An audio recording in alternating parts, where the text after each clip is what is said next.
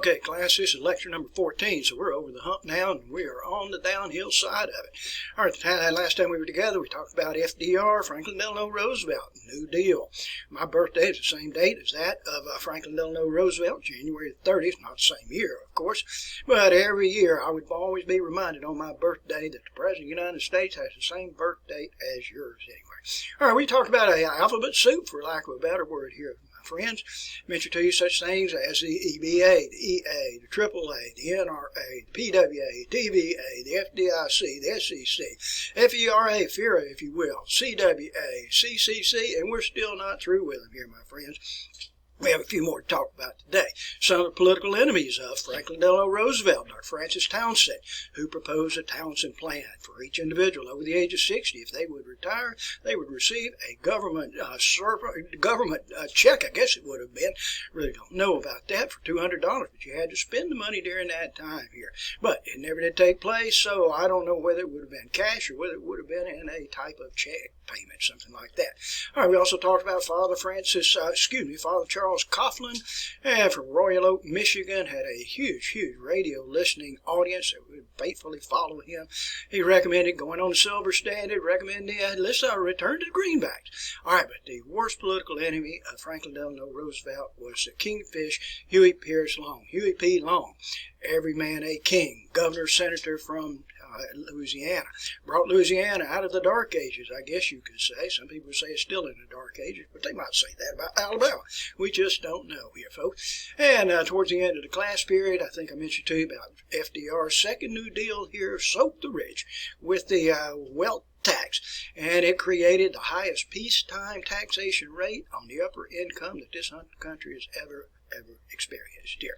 And I think right at the end of the class period, we talked about the Wagner Act, which forced companies to recognize and bargain with legitimate labor unions, and as a result of that, the president wants you to join a union here, folks. We're going to see that union membership will skyrocket. So let's get into today's lecture here, folks. We've got a lot to talk about here today, and we will continue with this with the New Deal. So let's go back to my documents camera, and here we go.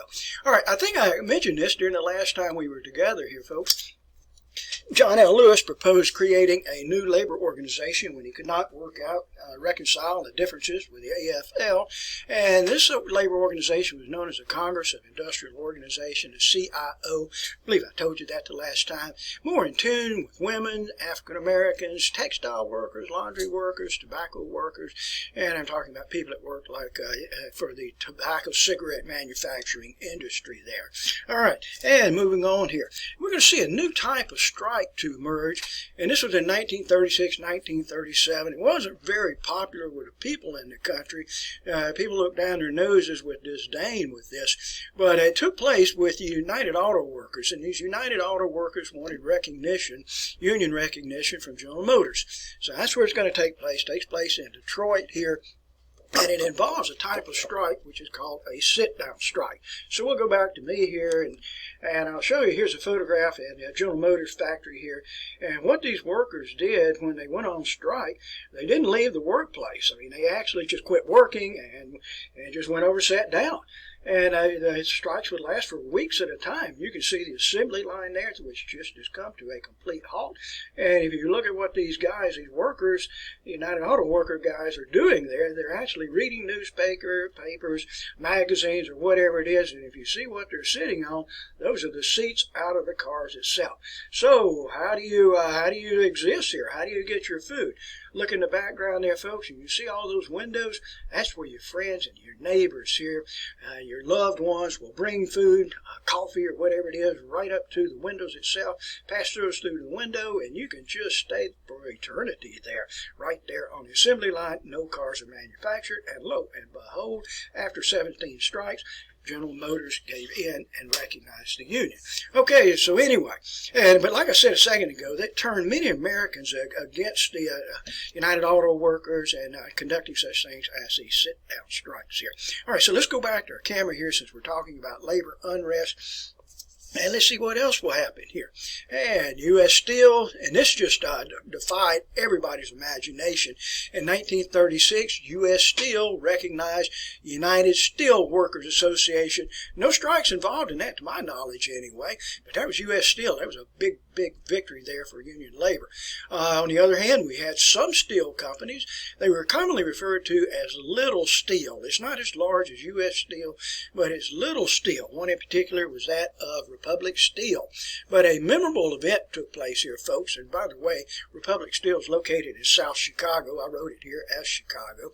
But on Memorial Day in 1937, striking workers outside of Republic Steel, the steel manufacturing facility itself, went on strike, and it was Memorial Day, by the way, and they were enjoying a peaceful picnic, and then they decided to march. I don't know whether it was a violent march or not here, but here we can see in the aftermath there, that's Chicago police. Things haven't changed too much, have they?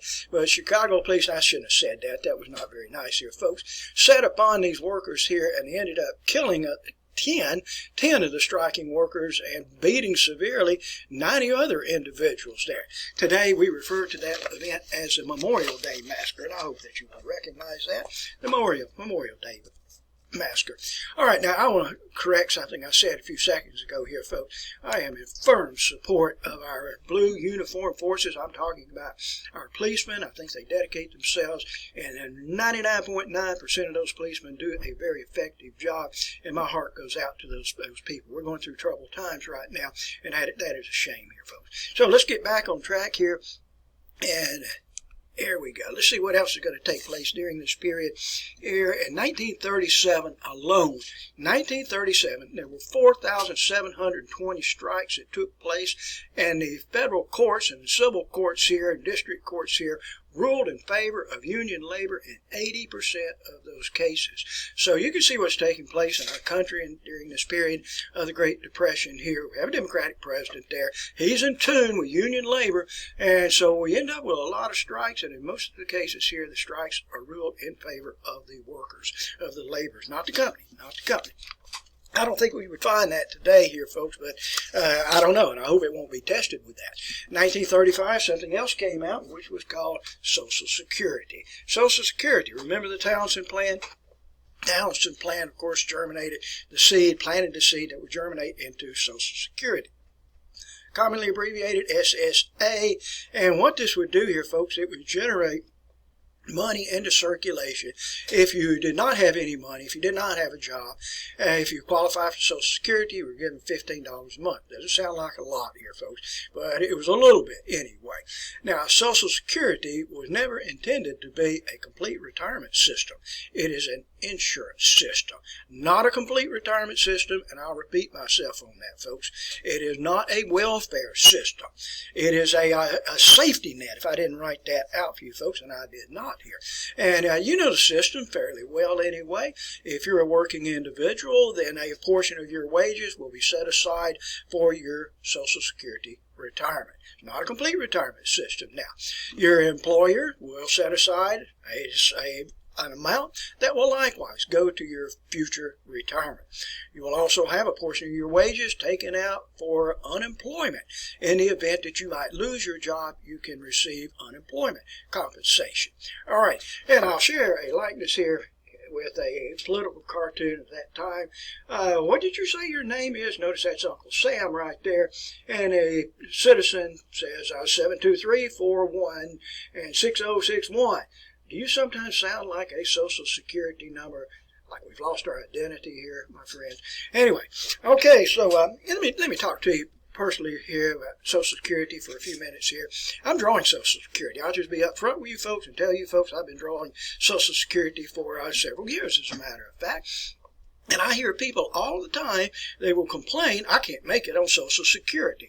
And you're absolutely correct. You cannot make it strictly on Social Security.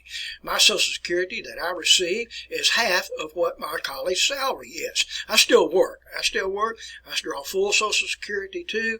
I draw full college pay likewise here. But I'm telling you right now, my Social Security is half what my college salary is. So when people say I cannot live strictly on Social Security, you're probably right. You can't. So the smart individual will have several retirement plans here, folks, in addition to Social Security. Because Social Security, if that's all you're relying on during your golden years here, folks, you're going to have a tight, probably uncomfortable life here. All right, so anyway, that's Social Security for us. Let's move on to another New Deal project here, folks. And this was a very, very popular program. It is called the WPA. Originally, it was known as the Works Progress Administration. Later, it's referred to as the Works Projects Administration here. It provided work for literally millions, starting in 1935. Wonder why we would have no further use for it after 1941. Correct answer for that, we are now in World War II. And when you take 15 million men and you put women and put them in uniform, that resolves your unemployment program, your unemployment problem immediately here, folks. But under WPA, and Walker County benefited from this. In our face-to-face class, I'll probably show you a number of projects that took place in Walker County here, in Jasper and various other towns here in Walker County and elsewhere too. But overall, across the country, we had 110,000 public buildings to be constructed. These are schools, post offices, jails, fire towers happen to be part of that too, libraries, town halls, government office buildings. We could just go on and on and on with that. And you'll probably receive from me an outside assignment to identify a WPA project or a New Deal project. And if you live in Walker County or surrounding counties, I'll guarantee you'll find some evidence there of WPA work. At a later time, I'll tell you exactly how to spot that too. This included 600 airports, 500,000 miles of roads. In fact, I travel on one every day and live right off of this road here. But I'm not going to tell you what that one is, not at this point anyway. It also provided for 100,000 bridges, and Walker County had our fair share of those. This is a WPA. You can look in your textbook here, folks, and you can, well, I'll show it to you here. And here's a textbook photo showing WPA workers there, hard at work, or maybe they are not hard at work here. Some people refer to WPA as will piddle around. Will piddle around, because sometimes there wasn't really a lot of hard work involved in that. Okay, this is an offshoot of WPA. It is WPA, but it's a branch off of WPA. So what do we do with those individuals in society that are authors, that write books? What do we do with those individuals? What about individuals who make their livelihood through painting? They're artists. What about musicians? What do we do with those individuals? What about actors and actresses? What do we do with those individuals? So as a part of the WPA, we had established the Federal Writers Project. We had established the Federal Arts Project, the Federal Music Project, the Federal Theater Project. That would provide federal money, just like those hard laborers there with WPA working on those buildings. It would provide equal wages here for people that were in these chosen professions right here. So stop and think about this for a second. What do you think about this guy that's doing this back-breaking work here, folks? He's busting up rocks, building buildings, and he's drawing a small amount of money, and then we have this guy over here that plays the guitar, or is an actor, or is a painter, writes books, and they get the same amount of money. You think this is going to cause a problem? You betcha it will. There will be a lot of people that have some grief about these people earning money under the Federal Writers Project, Federal Arts Project, so forth and so forth there. But like Franklin Delano Roosevelt said, these people have to eat also. They have to eat also. And we have some very fine pieces of work to come out of these 4 federal programs here that I just mentioned. Okay, another organization here from that period of time was the National Youth Administration, NYA. We have some NYA projects here in Jasper, Alabama, by the way, here, folks, and maybe you'll be the lucky one to identify one of those. But it provided work and scholarship assistance for high school and college men and women. So that's kind of unusual with that. But anyway, it's referred to as the NYA. So if we go back and just look at some of the projects that we've talked about before here, folks. We have the PWA, the TVA, the CWA, the CCC, the WPA. These were all work relief programs. And who are the people that gained from this? Well, I double underlined it for you here, folks. These are men. These are men. So there was very, very little in the way of assistance provided for females. We had a few programs. Aid to Dependent Children was one of the programs for females. But by and large, these are programs that are strictly for men. All right, we'll come back to women just a little bit here. All right, so anyway, let's take a look here, folks, at the presidential election, 1936. This is going to be a referendum on FDR and the New Deal. Is he going to be popular, or will he be voted out of office here, folks? And so FDR gets the Democratic nomination, and for the Republicans, they choose a rather moderate conservative. His name is Alfred Landon. People refer to him as Alf. He was the governor of Kansas. Here's his political platform here, folks. Let's just continue the New Deal. In other words, his political platform is the same as that of Franklin Delano Roosevelt, except let's do it constitutionally. Let's do it constitutionally. Remember that the Supreme Court has ruled AAA and NRA unconstitutional. So what Alf Landon is saying, let's just continue in the way that FDR is going, but let's do these New Deal programs constitutionally. I don't think that's much of a platform, quite frankly, here. So let's go back to the election results here in 1936, and we're going to find here, folks, that for FDR, he will pick up 61% of the popular vote. Alf Landon is 36%, and whoa! Look at the Electoral College for FDR, 523 electoral votes, and for Alf Landon, he had 8 electoral votes. Folks, this was a cookout, I am telling you here. It was the worst defeat in a presidential election to that time. We will find later that we'll have some that will be just as dramatic, but that's down the road a little bit, my friends. So FDR has 4 more years in office. But after this period of time, FDR's popularity began to decline. It did. Okay, so he'll still be extremely popular here. All right, now, generally speaking, the Supreme Court was leaned towards conservatism. It did not lean towards liberalism. The Supreme Court, to refresh your memory, had ruled unconstitutional NRA, had ruled unconstitutional AAA. So FDR has a problem here with the Supreme Court. We have a Democrat-controlled Senate. There's a Democrat-controlled House of Representatives. We have a Democrat president here. Well, let's take a look at the 9 justices on the United States Supreme Court here. And of those 9 justices, they were all men, by the way. I was looking around for a photograph of this, and I do have this, by the way. All right. And here we say, I'll tell you what, I'm going to put the photograph up in just a second here, folks. But of those 9 justices, all men, by the way, we had 4 that always opposed the New Deal. They would always vote against the New Deal programs. There were 3 that always voted in favor of the New Deal programs here from Franklin Delano Roosevelt.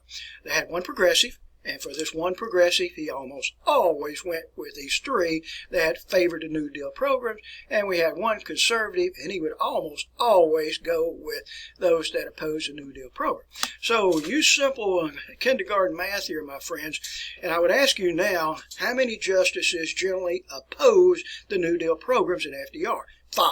And how many are in favor? 4. So we've got a problem with that, and FDR knows about that problem.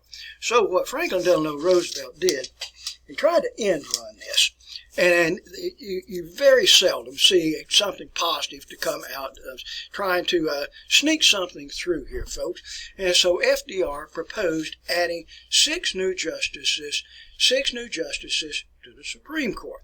And this would bring the number up to 15. You probably are familiar with this word here, folks, court packing. FDR did not consult the Senate. He did not consult his primary members of his cabinet. He did not consult the House of Representatives. He just did this on his own. And what his excuse was in adding 6 new justices to the Supreme Court, some of these justices are over 70 years of age, and they just work too hard. Now, you know that Supreme Court justices serve for life or serve until they resign from that position. So it's very, very crucial here to choose the right Supreme Court justice here. All right, and you know what FDR is doing here. This is a lame excuse here, folks. You know, he is just trying to take those conservative justices and he is going to court pack and add 6 new Supreme Court justices that he will choose. And when it goes to the Senate for confirmation, which is a Democratic Senate, those individuals will be confirmed.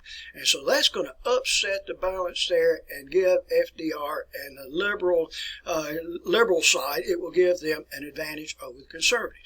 And I'll tell you folks right now, it was one of the worst mistakes that Franklin Delano Roosevelt ever made, because it just kicked up the barnyard dust right into his face here. It honestly did here, my friends here. I'm looking around for something. I'm sorry to lose your attention like that here, but if you look at this likeness here, take just a second here, and you can see even the Democratic Party, the Democratic donkey there, that is just kicking up a fuss with Franklin Delano Roosevelt attempting to court pack. All I said was give me 6 more justices, and I'm going to tell you, after that, many people in our country felt like that Franklin Delano Roosevelt had aspirations to become a dictator. It never should have happened here, folks. We have reason to believe that even as we speak right now, that there's going to be an effort to try to additionally pack the Supreme Court. I hope that doesn't happen. There will never be anything positive that comes out of that. All right, so I'm going to go back to my camera here, folks, and let you take a look here. This was a really, really big deal from that period of time. Yeah, if you look in the foreground, you can see those 9 white men. And if you can look in the background, we can see the silhouettes there, I guess you would call it that, of the 6 new proposed Supreme Court justices, which undoubtedly would have been white men chosen by Franklin Delano Roosevelt. All right, so anyway, that's that here. So, shall we move right along here, folks? All right, let me get my camera adjusted right here, folks. All right, this seriously damaged the reputation of Franklin Delano Roosevelt. All right, so let's move right along here, folks. By 1937, the country and the economy was doing very well here, folks. And in fact, it had almost risen to the level that it was in 1929 before we had the crash to take place here. And for whatever reason, I don't understand this. I've never been able to figure this out. Of course, the New Deal programs are expensive. You know that here, folks. And what Franklin Delano Roosevelt attempted to do was move away from deficit spending. In other words, save money with that too. And what he ended up doing here, he reduced or eliminated 1,500,000 WPA jobs. And when he did that, we're going to find that the country went into a recession. 4 million other workers lost their jobs in this recession here. And by golly, we went right back to the way it was in 1932. For Franklin Delano Roosevelt, he had to ask Congress for $5 billion to jumpstart the New Deal programs again. I just do not understand why the president did that at that time. Okay, so let's move on here, folks. The New Deal, I'm starting to close this down a little bit. New Deal never turned out in the manner in which it was designed. What it created a broker state. The federal government became a central mediator, caught in the middle between disputes between labor and disputes between business owners. And of course, some people are going to benefit more from the New Deal than others, if you will. Workers benefited from the New Deals. Farmers benefited from the New Deal. But not everyone did. But our important thing for the president at that time was trying to get the economy going again. Is the economy stupid? I've heard people say before. It's so very important here, folks. I want to point out something. This is not in your textbook here, and I don't know how many of you have a textbook, but this came from another source. But after 1929, now this is the time of the crash, after 1929, and Black Tuesday, if you will, unemployment went to 9%. All right, so unemployment 9%, that's high, and that's too high here. In 6 months, unemployment went 6%. So it has the appearances that the economy is trying to correct itself. Then the New Deal started. And when the New Deal started here, folks, and the government got intervened, so to speak, this would cause unemployment to rise to 20%. And this unemployment would remain there at 20% for the following 35 months. And it always makes you wonder here, folks. Always makes you wonder what happens when the government gets involved with something. It almost always gets sour with that, And what many historians have claimed here, we didn't really need a New Deal if we just left things alone here that we were already on the way out of the Depression. Henry David Thoreau, one of my favorite authors, I'll share a quotation with you folks here. The best government is a government that governs the least. And I'm going to tell you folks, I'm on board with that. That's a philosophy of my personal philosophy there. Let the government stay out of business. And if it'll stay out of business, then we'll have a prosperous, thriving economy. I hope I'm right on that. I don't know. Anyway, that was Henry David Thoreau, by the way, the author of Walden. On we go here. All right, so how did African Americans benefit from the New Deal? Well, not very much. Not very much, to tell you quite frankly here, folks. We did have some CCC camps. African-American males did benefit from the WPA, and it really wasn't that the New Deal and Franklin Delano Roosevelt were opposed to African-American minorities. I should be using that word. It's just there were more priorities. There were greater priorities in the country there. All right, so anyway, let's move on here. Now, the president's wife is Eleanor Roosevelt. Eleanor Roosevelt. Let's see if I can find a couple of likenesses of her, and I can. She's a wonderful lady. I have the greatest admiration for her. You can see her down here at the bottom here working with some children. Here she is. She is tall. She is slender. Not a very, very close relationship with Franklin.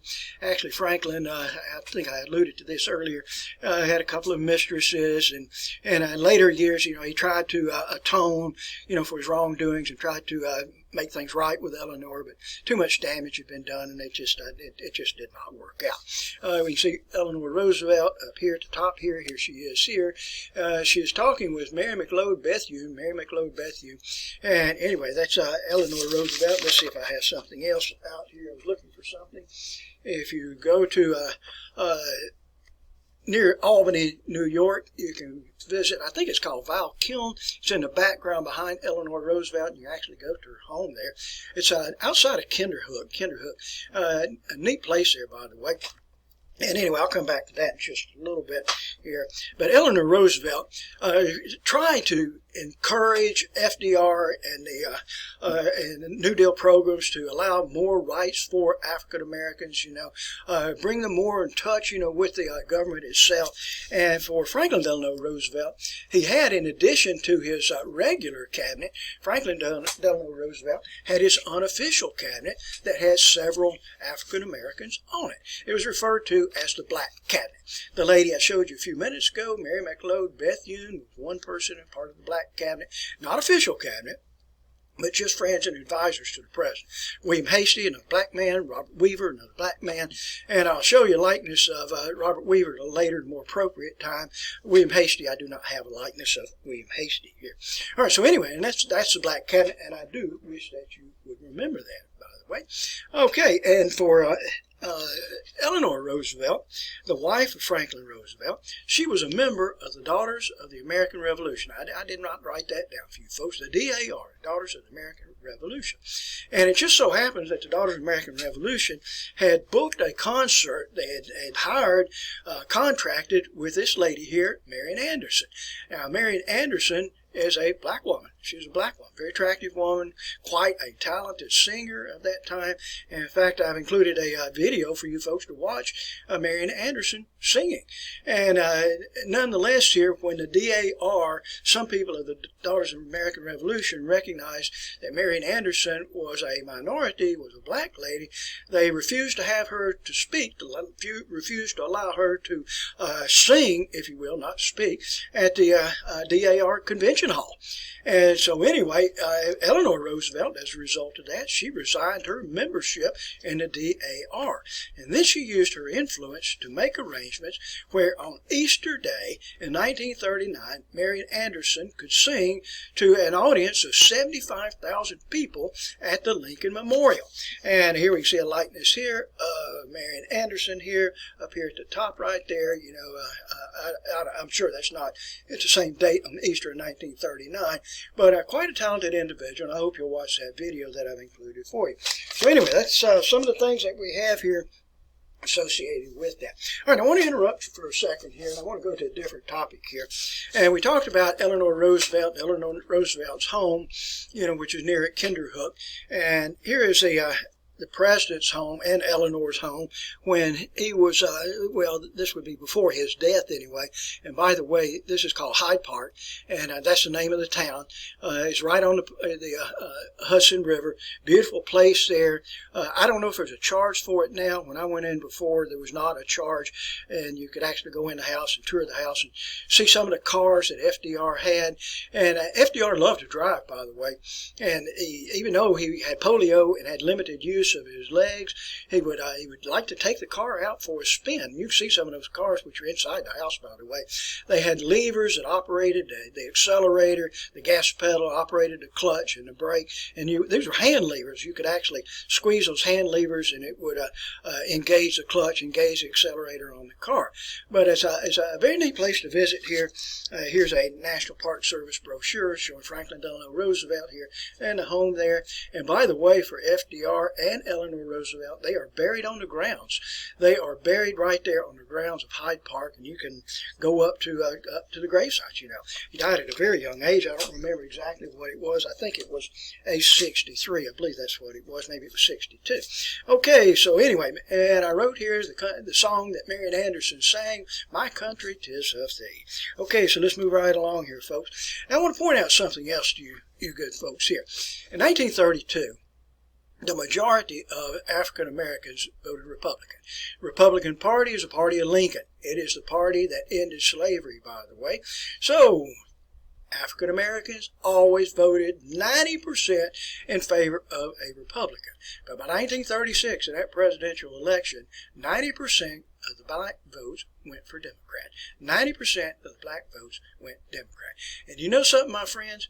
Until 2020, that has pretty much been the case here, folks. Maybe not quite 90%, but the turning point for the African American vote and switching from Republican to Democrat vote took place in 1936, you know. All right, so anyway, let's move right along here, and let's see what else is going to take place. All right, so we talked about, for African Americans, about how did the New Deal affect women? Well, I have to tell you in the same phrase that I said with African Americans, not a whole lot. Not a whole lot. It's just that the New Deal was not opposed to the rights for women. In fact, they wanted to help women. But it's just, as I said earlier, we had more pressing priorities in the country here. Now, one lady was appointed as the first female cabinet secretary. She was the Secretary of Labor. Her name is Frances Perkins. And if we look on the photograph here, hard hat and all, there is Frances Perkins, who is right there. That'll be one of your exam questions, by the way, so I hope you recognize when I ask you who is the first female Secretary of Labor. Very appropriately, it is Frances Perkins. She came to Jasper, Alabama, by the way, here, folks, for the funeral of William Brockman Bankhead. And some of you, by now, some of you listen to the lecture, you'll be familiar with the funeral ceremony that took place with the Speaker of the House of Representatives, William Brockman Bankhead. And his funeral, by the way, was in the First Methodist Church down in Jasper, Alabama. All right, so let's move on here. Another first here, we're going to find women. For women, in 1934, Hattie Caraway from Arkansas became the first female senator. She's a white woman, by the way. It was her husband whose seat, and her husband was senator, and he died in office, and she took his seat as a senator, and then in 1934 she was elected on her own accord. So, interesting. And might as well throw this in for good measure, in case somebody would ask me, who is our first female congresswoman? And this lady's name, Jeanette Rankin, and she was elected as a congresswoman from Montana in 1916, which I find to be rather remarkable because women could not even vote at the national level in 1916. It will take the 19th Amendment to the United States Constitution that will give women the right to vote on a national level. Jeanette Rankin. I've got a couple of comments to make about Jeanette Rankin at a later time, but I'm not going to make those now. We'll just save those for a different time. Okay, so the New Deal did not end the Depression. What ended the Depression? It is right here in front of you here, my friends. What ended the Depression? It was World War II. It was World War II. All right, so anyway, for a second here, let's move on into a different topic here, a different chapter here. I've still got time here, so we'll move on for a few minutes here. And Between the Wars. This is a different chapter in your textbook here. I'm trying to find a page number for those of you that are following along. This is chapter 25. I'm on page 687 for the few of you that do have textbooks. But let's take a period of time here between the wars, 1918 until 1939 here. And for the United States, we are torn between a position, I'll keep this on here so you can see the words here, between a position of isolationism and internationalism. What do we mean by that? Well, isolationism would mean the United States, we mind our own business here, folks. We take care of our own affairs. We don't get involved in international affairs. We just take care of the United States, and that's what's important to us, you know. Not what takes place in Europe, not what takes place in Asia. And that's isolationism. And then some people take the position that the United States should be very, very involved in international affairs here. That would be internationalism. So we kind of argue, historians argue, what was the United States position between the wars, World War I and World War II? Were we internationalistic or were we isolationistic? In some ways, we were both here, folks. But I want to try to prove to you that we were more internationalistic than most people think that we were. So let's go back here, folks, and identify some of these activities that took place. And first of all, we're going to have the, let's get my camera adjusted, lighting right here. We're going to have the Washington Armaments Conference. As the name implies, this took place in Washington. Armaments Conference took place in 1921, by the way. And it placed a 10-year moratorium on the construction of large warships. This is essentially arms reduction. The United States and other nations will all come together and they will agree that we're going to have a 10-year period where we will not construct any further large warships, battleships, that sort of thing. All right, so that's internationalism. We have all these countries that are working together with that. Okay, and then we're going to have another one. This is in the following year here, my friends. And this pact, so to speak, here is called the Five-Power Pact. And it was done in 1922, and it placed a ratio on naval tonnage. Remember what Theodore Roosevelt said, speak softly and carry a big stick, which the big stick is the United States Navy. And so what the United States and Great Britain and Japan and France and Italy will all decide upon and all agree to in this Five-Power Pact is we're going to establish a naval ratio on a ratio on naval tonnage. And for the United States and Great Britain, it will be 5. That's like 5 tons. And for Japan, that's 3 tons. And 1.75 tons for France and Italy. If we put it in larger numbers here, this is on naval tonnage, construction of ships here. For the United States, we'll say, for example, they get 500 million tons. And Great Britain gets 500 million tons. On the other hand, Japan will only have 300 million tons, and likewise down here for France and Italy, all in an effort to reduce arms, reduce the amount of war weapons that we have here. And if you stop, you think about this, well, why did they establish it this way? Well, let me start it out like this. For France and Italy, small navies operating in the Mediterranean, operating in the Atlantic Ocean. Japan operates one ocean. They're in one ocean, which is the Pacific Ocean. What about the United States? United States, we have the Atlantic, we have the Pacific, we also have the Caribbean here. Great Britain, it's a global empire. You know, it has a moderate amount of control over Australia and New Zealand. So anyway, and that's the reason that it was decided like the 5-3 to 1.75. It's referred to as a Five-Power Pact. Okay, and we also had the Nine-Power Pact. This took place in 1922, Nine-Power Pact, which continued the open door policy. It just pledged a continuation of the open door policy. 9 nations signed into that, and I'm not going to give you all of those 9 nations. All right, and then we likewise had another one here, the Four-Power Pact. The Four-Power Pact, established in 1922, and this was between the United States, Great Britain, France, and Japan. And it pledged that each one of these nations would respect the other's possessions in the Pacific. All right, now this is done in 1922, so what Japan is agreeing to is they are going to respect the United States possessions at Pearl Harbor. That's in Hawaii, by the way, here, folks. Ooh, wonder if they're going to break that promise. Well, we'll see about that here, folks, in 1941. All right, that's the Four-Power Pact. All right, then we're going to continue with this. We also have another one, which is called the Kellogg-Briand Pact. I want you to remember this one for sure here. This took place in 1928, the Kellogg-Briand Pact. Mr. Kellogg was Secretary of State for the United States, and Mr. Briand represented France. So those are the two principles here. Now, I want you to note this now. And what this is going to do, under the Kellogg-Briand Pact, it will outlaw war as an instrument of national policy forever and forever. And I'll read that to you again. It will outlaw war as an instrument of national policy forever. No more wars. No more wars. Initially, we had 14 nations to sign this, followed by 48 other nations. This gives us a total of 62 nations here, my friends, that are pledging, 62 nations that are pledging we will never, ever again have war. What happened? What happened? Well, I can tell you what happened here, folks. Adolf Hitler. That is what happened in one part of the world, and then we're going to have on the other part of the world, Hideki Tojo. You're probably not even familiar with the razor, but I'll tell you a lot about it at a later time. Kellogg-Briand Pact here. All right, let's see if I have one more here for you here.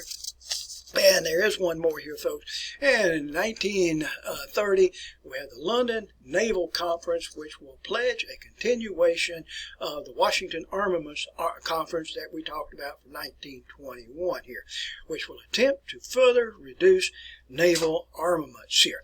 Alrighty, so anyway, alrighty, folks, that gives us a good start into this chapter 25, and we concluded the section there on the New Deal program.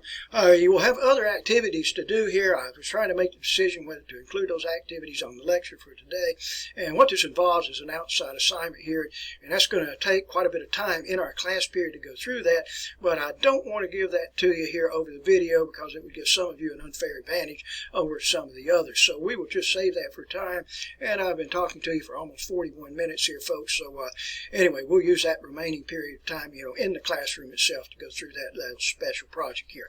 Okay, stay up with the material here, folks. That was lecture number 14, and we have lecture 15, 16, and 17. Then you have your next examination here. Okay, all righty. Thank you for your attention.